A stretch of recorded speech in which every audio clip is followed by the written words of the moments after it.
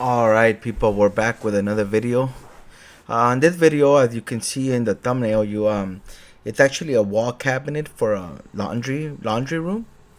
It has sliding doors, and like always, I'm always starting off with paint grade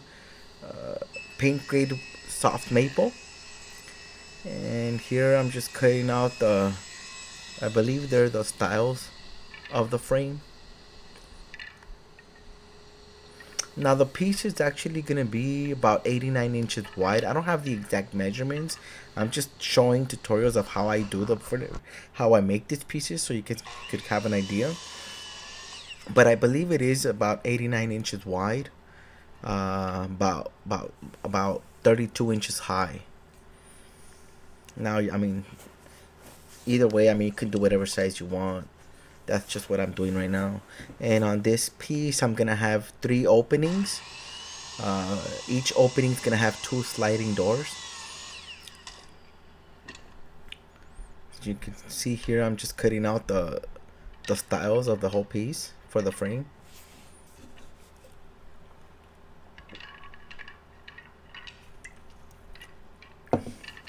I believe it's about 2.5 inches wide each. The whole frame, actually, every piece of the frame is gonna be about 2.5 inches wide. I mean thick, the frame. But we are gonna add, since we are using sliding doors, we are gonna have I'm gonna make a wooden track system for the door to slide through. Now when we put that on, of course the top and the bottom rails, they're gonna be thicker. Right here, I always like to, before I start assembling the frames, I always like to go through the edge sander, just to sand off the edges. That way it's easier to do it before, because once the frame is built, it's harder to get in through the edges. And of course, I like to keep my edges very square.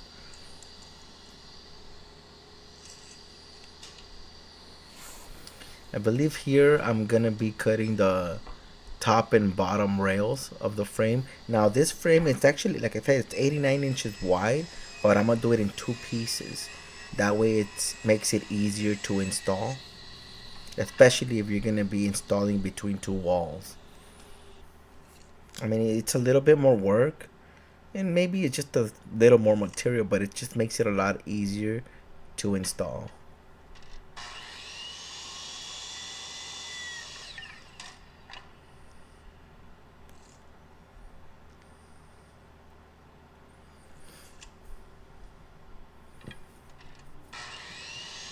I believe here I'm cutting the top and bottom rails for one of the piece of the frame. Like I said, I'm doing it in two pieces. It's 3 openings. The whole frame, the whole piece is 3 openings. Now I'm gonna do one that's gonna have 2 openings, and the other one's gonna be just 1 opening, and then I'll be screwing it together with some inserts. You'll see along the way. I always, now I use a lot. Like in my other videos, you see I use a lot pocket holes. I never used to do pocket holes before. I used to use only the boring machine to put dowels. But when the first time I started using pocket holes, I never really trusted them. But you know what, you use the right machinery and the right screws for the pocket screws, and it's a very solid piece. I mean, I use the Craig screws. I mean, you can't break or bend those screws. It's very solid frame when you build with pocket, with the pocket holes. Here I'm routering out the styles for the side panels, for the box. Actually, I do it before I build the frame. It's a lot easier. And if you see here, when I pass the router through the overhead router, I go on reverse first. Now that's pretty dangerous to do it. If you don't have experience using the overhead router, you don't want to be doing that. I mean, I only do it because I already have experience, but it's just pretty dangerous. Since if you don't hold the piece right, like right there, right now, if you don't hold the piece right, it could pull it from you. It could pull it from your hand and get your fingers into the blade, and that's very dangerous. But I have a while doing this, so I'm good with that now. But you want to be careful. That's not how you normally use an overhead router. But I do it only because it gives me a clean cut and it doesn't chip away. Now right here I'm building the frame, like I said, with pocket screws, using the pocket hole system. And it's really good, especially that machine that I have for the pocket holes. It's amazing. I mean, Craig has a lot of accessories to do pocket holes, with the manual ones, but just get the machine. If you're gonna be doing kitchens and cabinets, especially straight cut cabinets and all that, I mean, and you're gonna be using pocket holes, might as well go with the machine. It's a lot easier and quick.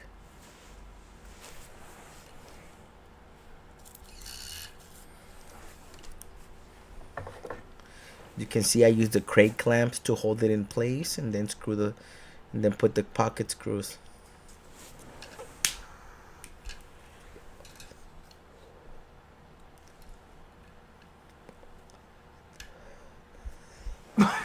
As you can see, I don't use a lot of glue, and that's only because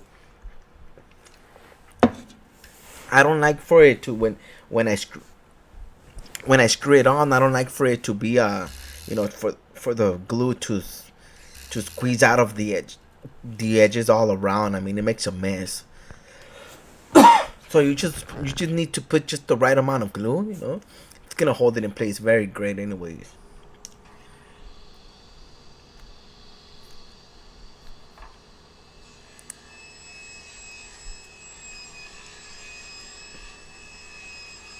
Right here, I believe I'm cutting the top and bottom rail for the other piece, the bigger one, the wider one with the two openings.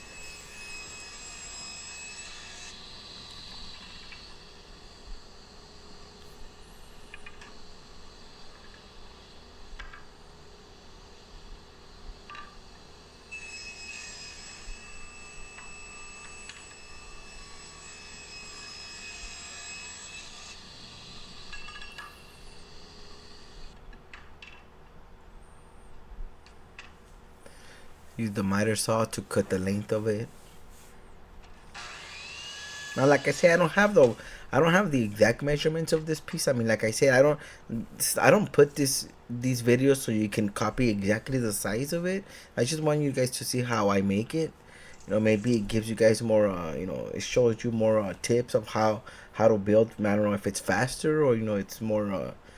It's just a lot easier or more convenient for the way to build cabinets, but you know exact measurements I don't have. Maybe on my next videos I'll start putting more exact measurements, but like I said, I mean, you could build the whatever size you want. And like I said, all the time, every time I build a frame, before I start assembling frames, I always go through the edge sander. It just makes it a lot faster and a lot easier for you to put the finish after, and you don't have to be sanding once the piece is already built.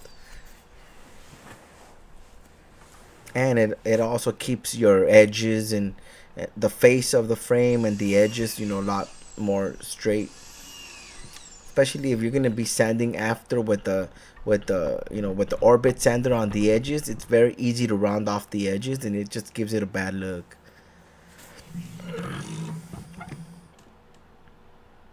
Right here again, I'm using the pocket hole screws.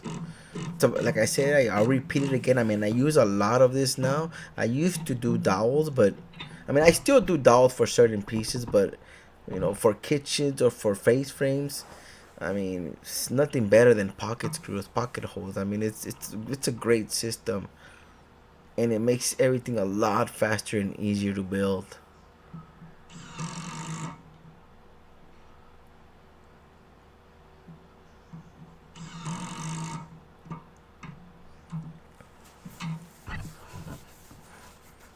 It's right here. I'm building the other frame. Like I said, I'm doing one frame. I'm doing it in two pieces. One piece is gonna have two openings, and the other piece is just gonna have one. But it's all gonna be built in one piece. It's all gonna be assembled in one piece for when I do the installation.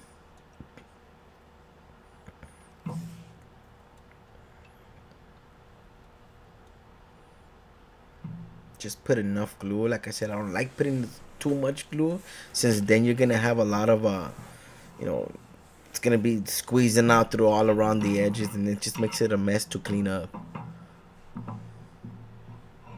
And if you don't clean it right and you don't sand it again, it's gonna show when you put the finish.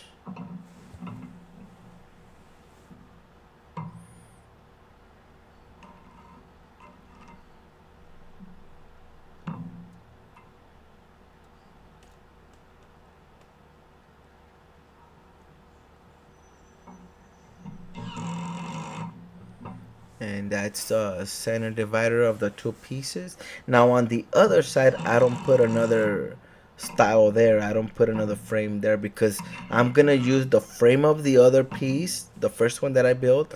That's gonna be the frame that's gonna join both of them together, so it could look like one piece. You don't want to have a, you know, two posts together. Then you're gonna have 4-inch styles on that joint. I mean, it's gonna look like if it's one piece, but I'm doing it in two pieces. As you can see there, it has one pole on the other side, on one style on the other side, and on the other end you have none. And you'll see right now when I put both of them together, just so you can see how it looks. See that one right there? Like I said, that style is gonna show. It's gonna be. It's just gonna show one, like if it's one piece, but it's actually two. Just like that. See, it's 3 openings.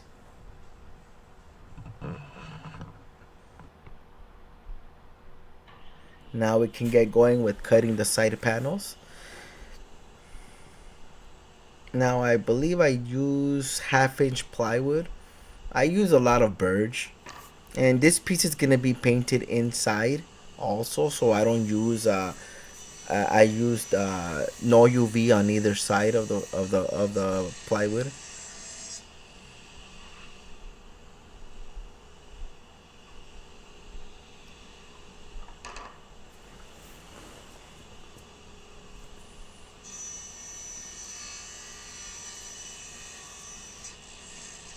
Now we are gonna need about four side panels since we're doing 2 pieces.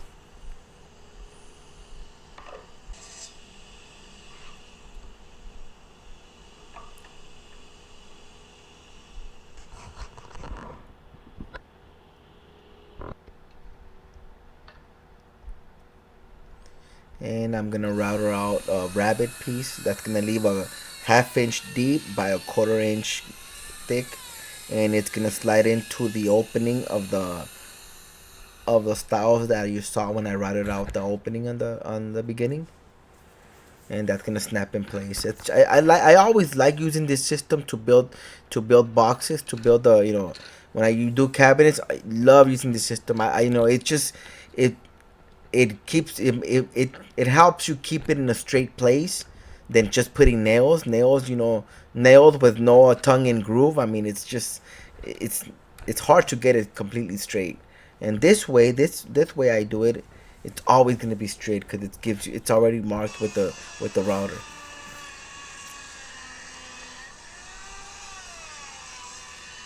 And believe me, it just makes the work a lot easier. It might be an extra step, but it's a lot easier to when you start building, and it keeps it more straight, more square.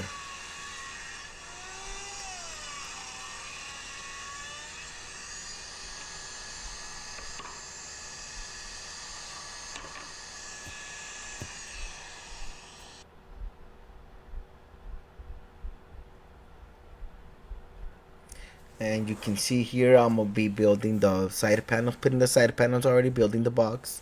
And that's gonna be for the single opening one. That one I'm gonna make the whole box, and the other one I'm gonna make the whole box also, but we're not gonna put the middle frame, the middle style on the frame, because we're gonna use the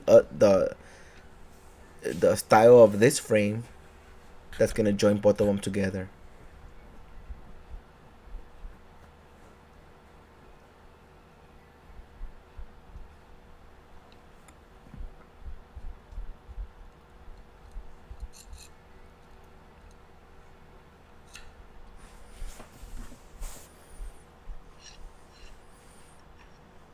Now I love using my pony clamps. These are, I believe, pony or Jorgensen clamps, but these are the original ones. The new ones are just I heard there are a lot of.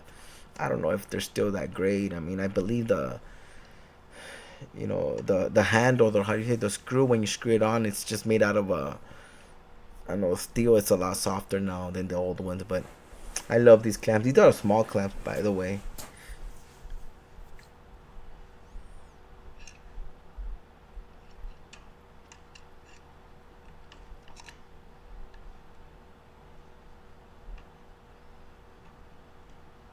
It's good to use enough clamps.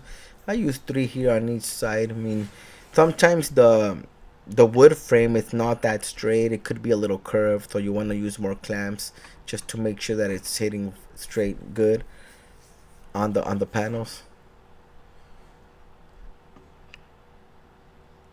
As you can see there, I'm putting it, building the whole box together, and then we'll be adding the top and bottom, the top and the bottoms side.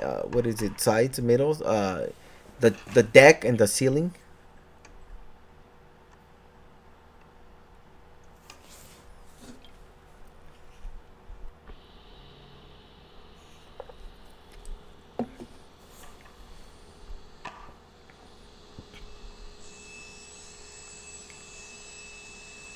Here, I believe I'm cutting all the deck and the ceiling panels.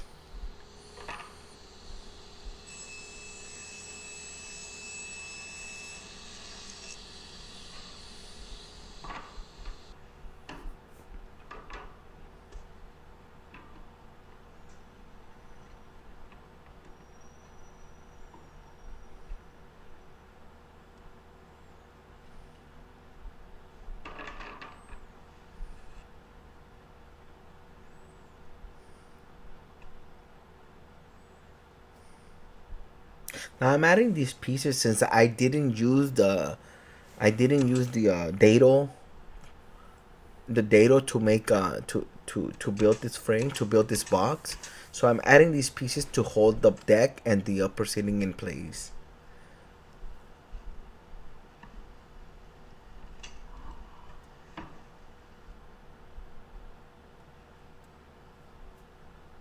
It's another way. I mean, if you don't have a dado available, I mean, dado is always prefer. It's always easier. Keeps it straight. This piece keeps it straight. Also, it's another way you can do it.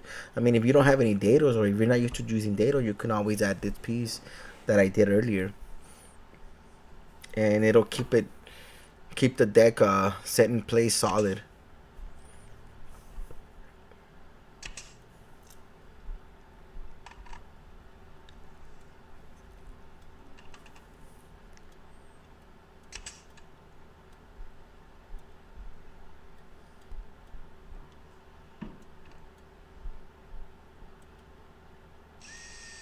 And I'm also using I use a countersink. The countersink drill bit. I mean, these are amazing. I use them all the time. I use the Amana or Amana. They're from Israel. They're amazing. These blades are awesome, and it just makes it a lot easier when you're putting screws. I also use the number 6 screws, so the head is not too big. That way, it won't split open the plywood. But I do this because you're not gonna be able to, you're not gonna be seeing the outside body of the cabinet because it's gonna be going between two walls, so you're not even gonna see the screws.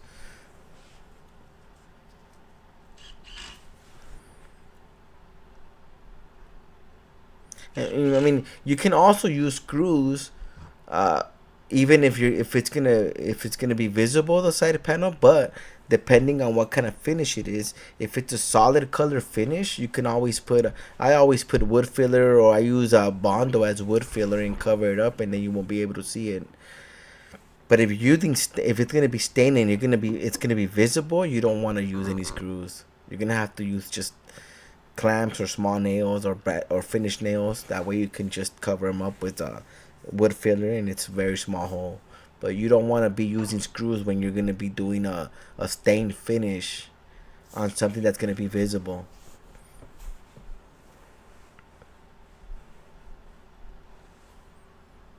And here I'm also building the other frame. Now on this other frame, it's a little bit more tricky since we don't have a style on the other side, on the right side. I believe no, it's the left side of the frame. So we're only putting one panel here. We are gonna be putting two panels, but the other one's gonna be holding by the upper and the bottom deck.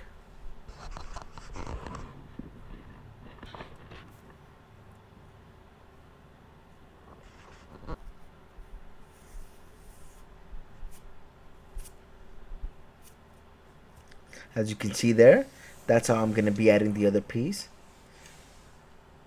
And I get the measurement of what's gonna be in between, and then we can cut the upper and bottom deck for the longer piece.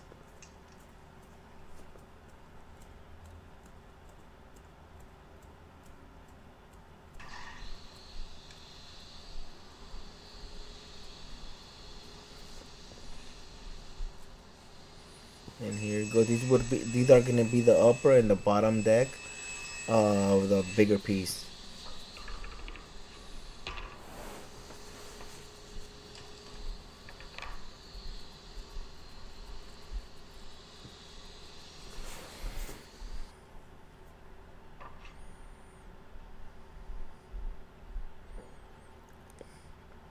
You can see there I also put that support on the bottom like I did on the other piece. Screw it in place and you have it's really good. And in the front you can always just use brad nails, finish nails.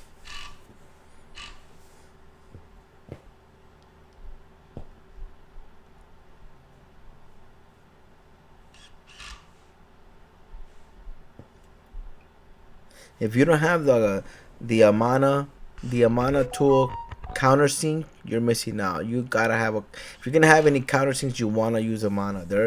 They have the best blades for router bits, for countersinks.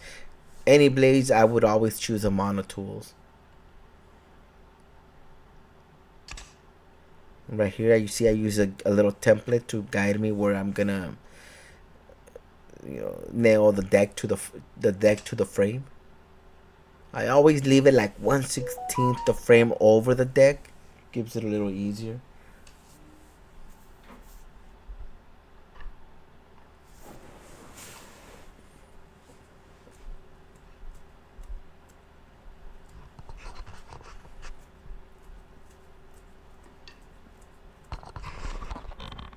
As you can see there, you can have the other big piece. It's almost built, almost finished. Now we're gonna, I believe I still have to add the other panel.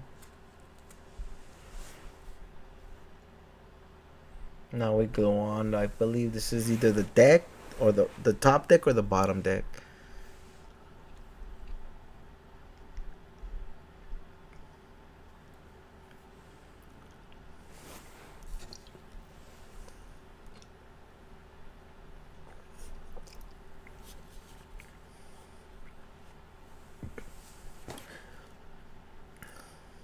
The same as before, just countersink and put some screws.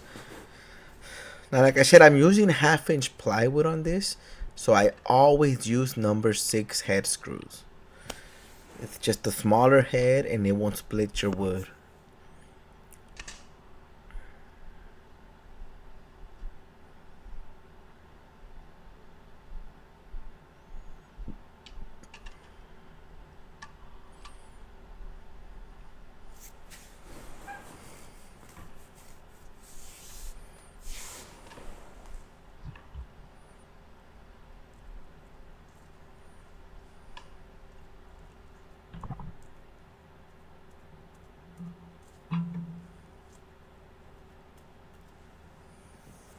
Now I'm preparing the other panel.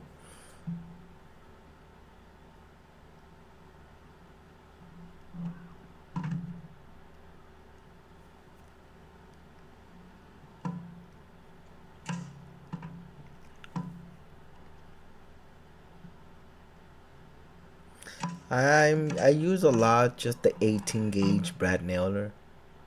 It leaves a small hole, and I used to use back then the 15 gauge, but that was way too big. I don't use that one at all no more. Not even the 16 gauge. 16 gauge is a little too big also. I got used to the 18 gauge, and sometimes I even use the 23 gauge. I use the 23 gauge when sometimes it's already finished and I don't want to have a big hole. I'll use the 23 gauge.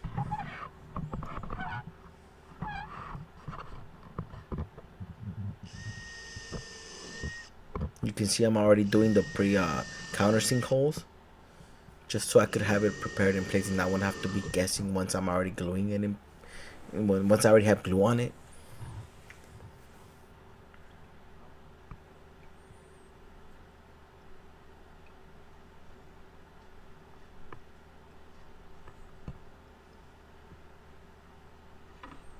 And there you go. That's the other side. Now that one doesn't have frame on the front because we're using the frame of the other piece. It's gonna cover both of the, that's gonna cover the joints of the two pieces, just like that. And that's how you have the other frame. And you can see right now this is how it's gonna be assembled. And there you use one style for the two frames, and it looks like just one piece. That's how it should be.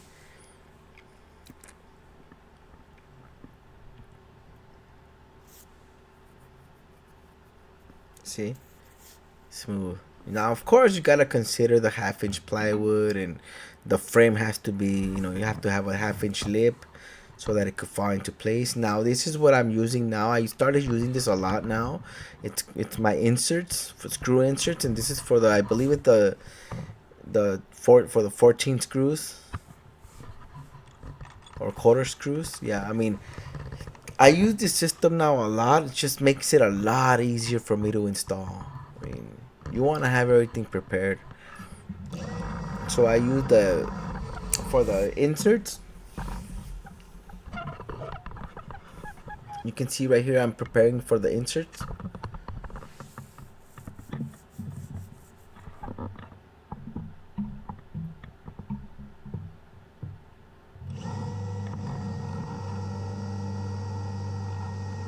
I go all the way through because on the other side I'm gonna be putting the screw through there. Actually, on the other side I'm gonna be putting the inserts, and the screw's gonna go in through this side.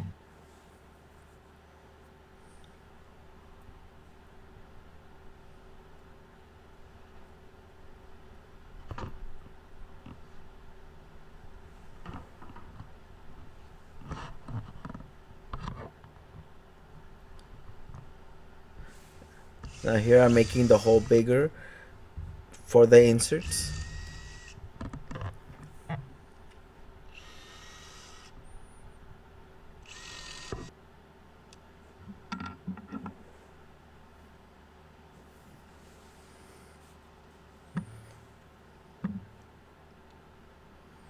I believe it's a it has a hex screw, and you can see those are the inserts. I mean, now they have different sizes too. I'm used to using these small sizes since I don't want the screws to be too noticeable once it's built. Now, depending on how big piece you're doing, I mean, if you have a bigger piece, a heavier piece, you want to use some bigger inserts, bigger screws.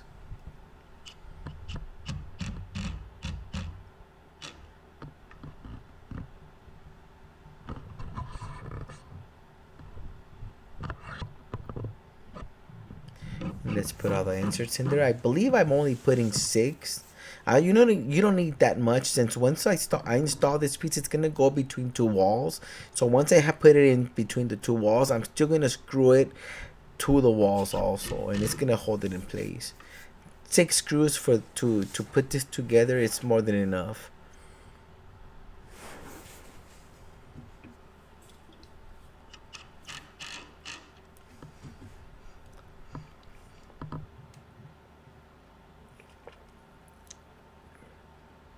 You can see here. Now the assemble. It's very easy to assemble now. The inserts are right where the screw goes. It's already marked. Like I said, it just makes work a lot easier. and a lot quicker install. I mean, I don't like installing. I don't like working in people's homes. And so, but when I install these pieces, I have to. I mean, I have to work in people's homes, and I like to get in there, have a smooth install, quick, smooth, and get out. Come back to the shop and do more work. So I try to make the work at the shop. I try to make my pieces considering the installation. Try to do the most work at the shop, so when I install, I do very little work, and it's just faster in and out, quicker service. And there you have it. That's how it's already built, and you can just, it's all in one piece now.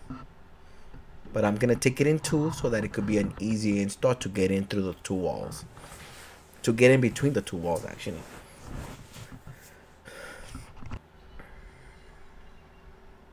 And right here, I'm gonna be putting the back nailers. I used 3/4 inch plywood, and these pieces I'm gonna use. It helps to use it as support, and it's gonna be where you're gonna nail it to the wall.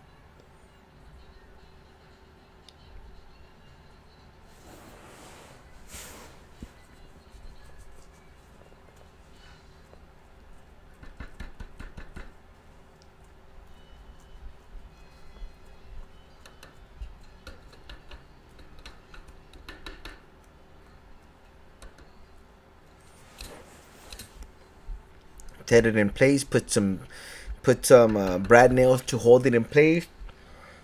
Then I will be doing more countersinks to screw it in place also.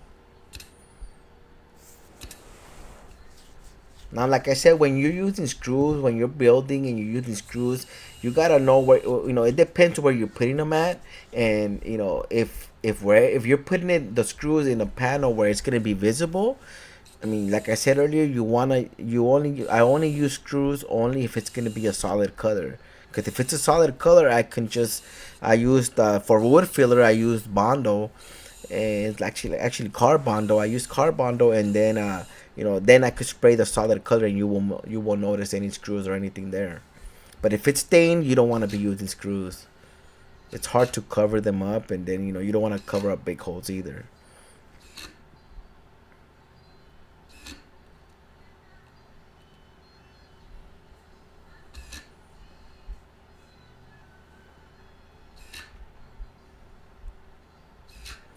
Now I'm trying to make more videos. I mean, I haven't uploaded a long video in actually about 6 months now. It's just that it gets a little tough since I'm not that. I mean, I'm still kind of new at making videos. I don't do a lot of editing, and I'm doing my best. But hopefully with your guys' support, if you guys subscribe, I need more subscribers. I want to get this. I want to be able to get monetized soon, but I'm doing my best to make more videos. I'm try to do more videos a lot more sooner. My goal is to upload at least one video every month. I'm trying to get there, but like I said, it's not easy. I also have to make my work. I have to deliver to my clients, so I need more time. But I'll do my best to get more videos in here.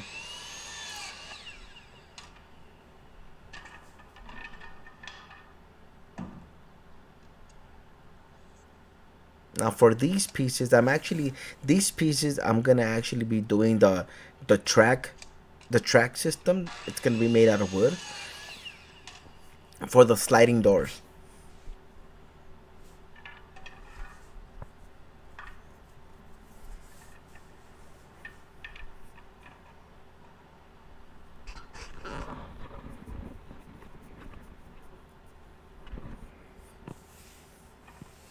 Now the bottom track is 3/4, and the top track I believe I made it like 1 1/4 inch thick. That the top track is only it's gonna be because the dado the railing the track I'm gonna do it deeper than the bottom one so that I could be able to put in the door. Right now I'm gonna be changing the blades for dado. I'm gonna go with since I'm gonna be making the doors 1/2 inch. I'm gonna go with a 1/2 inch dado.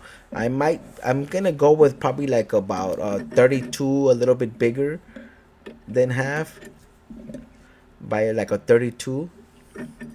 That way the door can slide easy. Now I like these dados, man. I use the Diablo. I think it's the Fraud Diablo. I mean, they're really good dado blades. I mean, they last a long time. This one I've had it for about 2 years now, and I use it pretty. I use it a lot. I use it quite a lot, and believe me, it still leaves. It gives a clean dado cut. It doesn't stitch the wood. It doesn't make any chips. I mean, it's very clean. Especially, I use it a lot only on.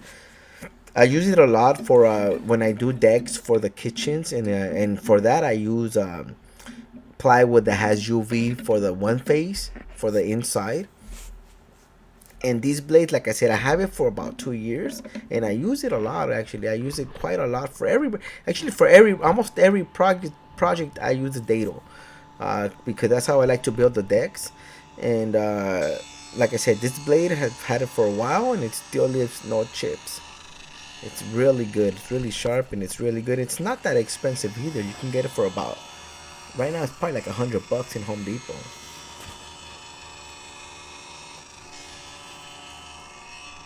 And I use it to cut through wood, or I use it to cut through plywood. And like I said, it leaves no chips on anything.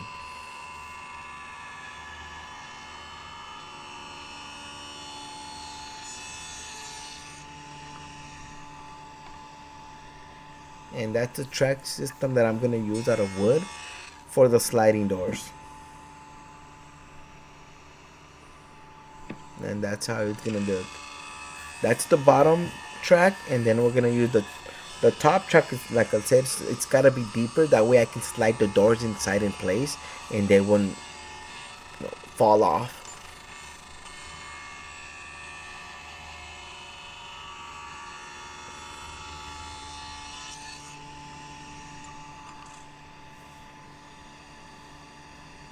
And there you go. That's the track.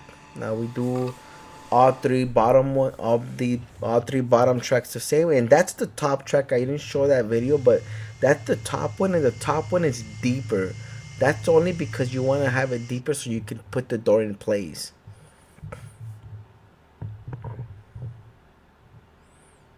Now I'm using countersinks to attach this to the inside of the frame of the cabinet.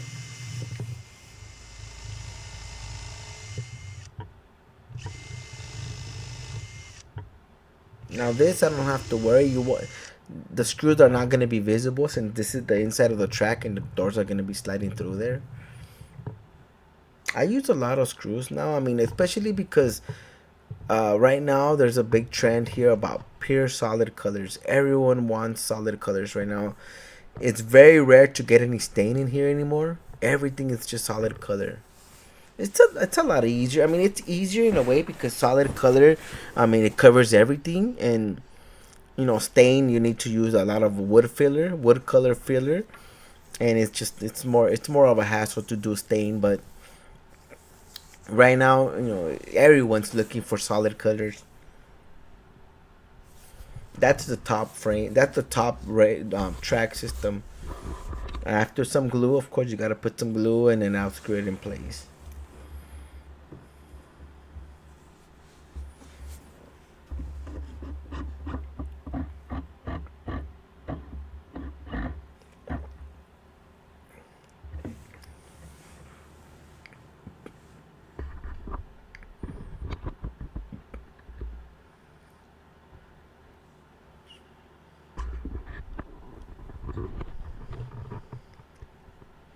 Like I said earlier, I want to make more videos, and I want to get better at editing my videos. It's just I don't have that much practice, but I'm getting better little by little. But like I said, I want to put more videos, but I do need your support. I do need more subscribers. I want to get this to become monetized. Hopefully it can. But I will do my best to get better quality videos, do better editing.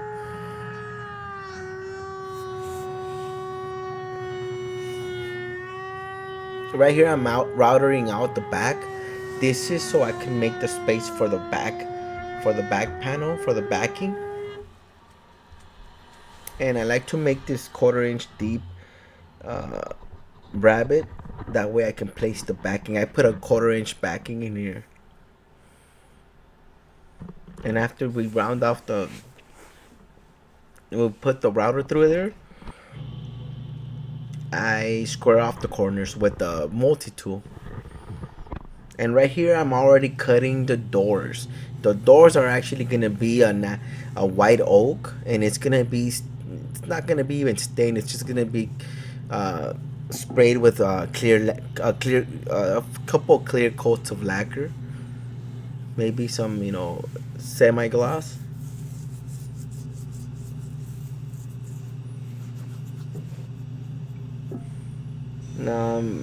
Each opening is taking two doors, so I'm gonna have six doors total.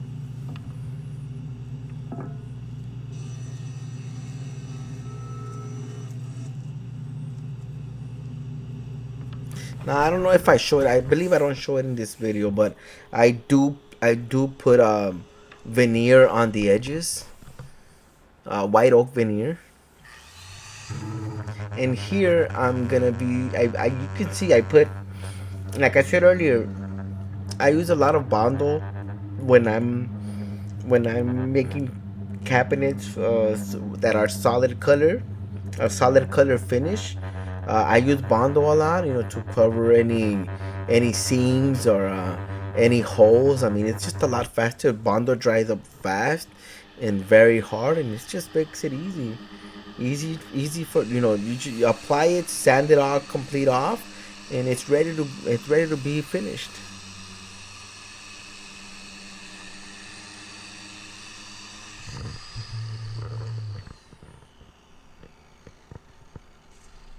So you can see here, once it's completely sanded, you take off all the bondo and you can't even see the seams anymore. And from there, I like to do, once I put the bondo, I like to do one pass of the where the orbit sander with an 80 grit. After that, I like to go over it again with the 150 grit. After the 150 grit, I'm good to start putting the finish. And right here, we're testing out the doors. See, you can slide them in first, and there we go. I number them because I actually bookmark these doors, and that's how it looks. Smooth, pretty smooth. There you go.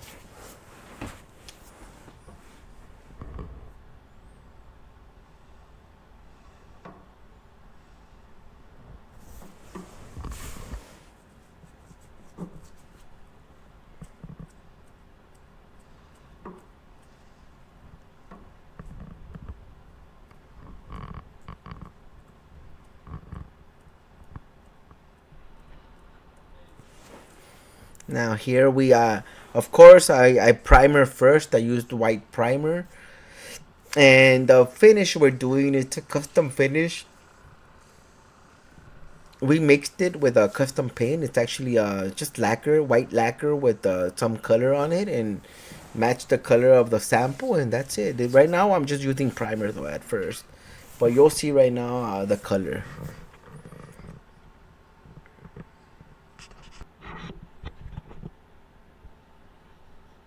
Now another step I do take, I don't know if you'll see it right now. I do some sanding. Of course, you want to sand it after primer.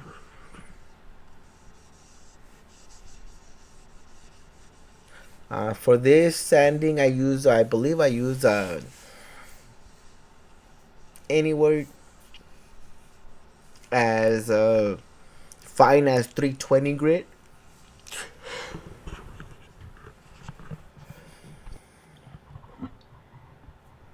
And this is the custom color here. We already mixed it. I have we're able to mix here at the shop. And this is lacquer paint. You can see right now. That's actually the color. I matched it from a sample they gave me. And that's gonna be the color of the whole body, inside and out, outside of the frame and the inside also. And for this, I only need about 1 gallon, a little less than 1 gallon. You can see there. That's enough. I mean, it's pretty thick. So when I only use airless sprayers, and the airless sprayers that I use, I can't put the paint too thick. It has to be pretty. I have to thin it out with. I thin it out with acetone. I use only acetone because acetone I can use it to thin out the paint, and I can also use acetone to clean out the buckets. You know, the spray buckets that I use for the airless sprayer. I also have to clean it up, between finishes, between colors. So, acetone is good to to thin out my paint and to clean out the bucket.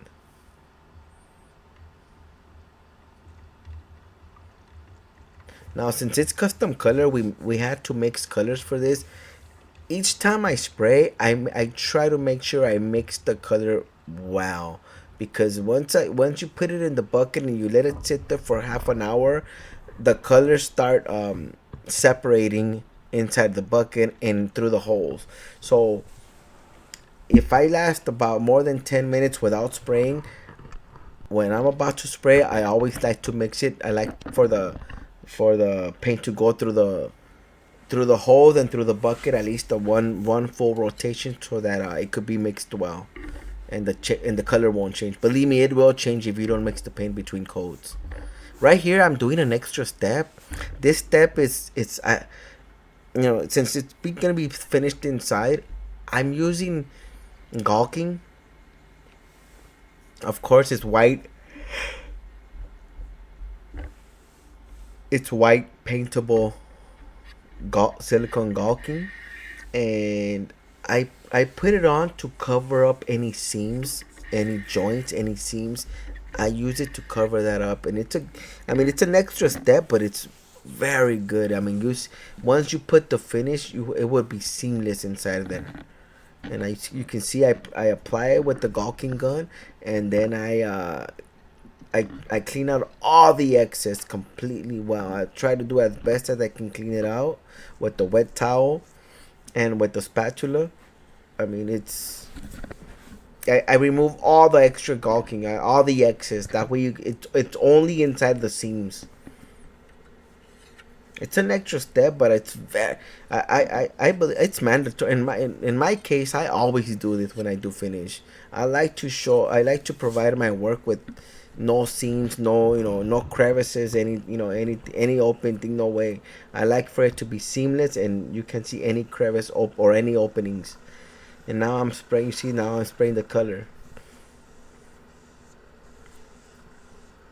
Of course, I believe I do like 2 or 3 coats for this color, and be able to see right now why I made that extra step of using the caulking to cover up the seams. It's very effective and looks very nice.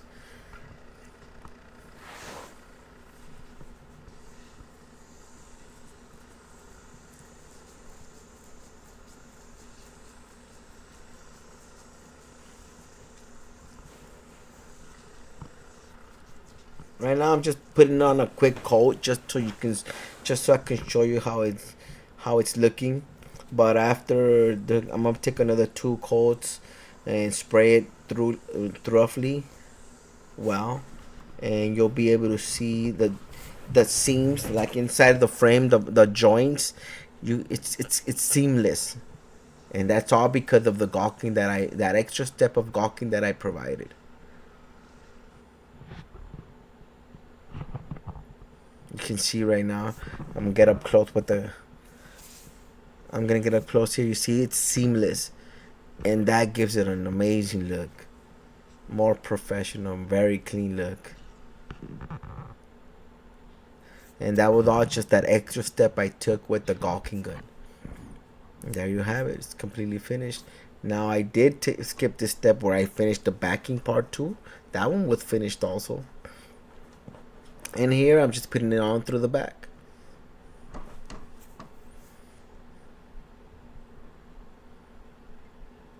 And there you have it. I used also a smaller countersink, and I used the number 6. I believe it's 5/8 screws, 5/8 long screws.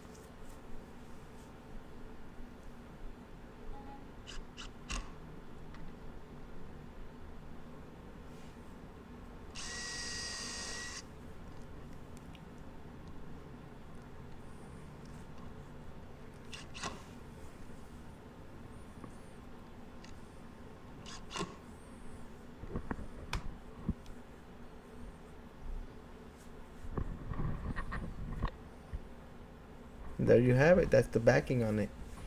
Seamless. It looks really nice. Clean look. And like I say, I use it all the time, and I'll say it again. When you're using screws, it's always better to use a countersink. That way it won't split up your wood. If you don't use countersinks, it's gonna split the wood. It's gonna split the plywood.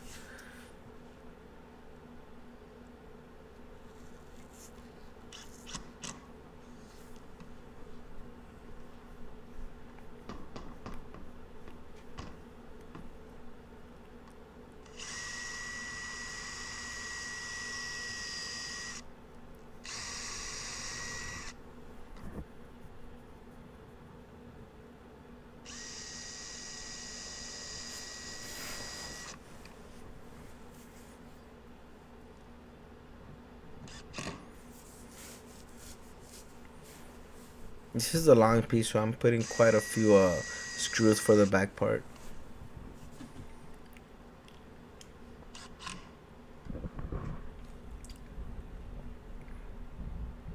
And there you go. You have the backing in place. Here I'm making the what is it, Forstner bit. I'm making the hole. It's not gonna be a hole all the way through. It's only gonna be about quarter-inch deep, a little bit, yeah, about a quarter-inch deep. And this is for the finger pull, rings that I'm gonna snap in place right now. You'll be able to see that.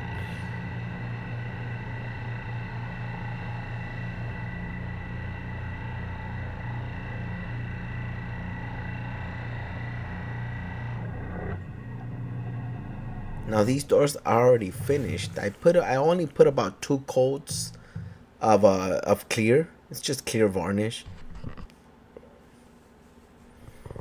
And here you can see I snap in the finger pull rings, you can call them. Just snap them in place and it's good. There you have it, finished door.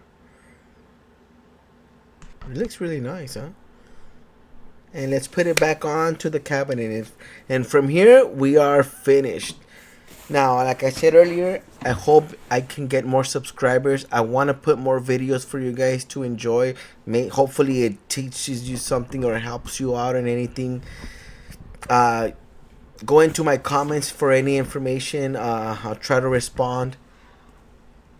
Thank you for watching my video, and right now you'll be able to see it installed into the laundry room. Thank you for watching, and I hope I get more subscribers. Keep looking at my videos, and I'll try to put more videos more consistently.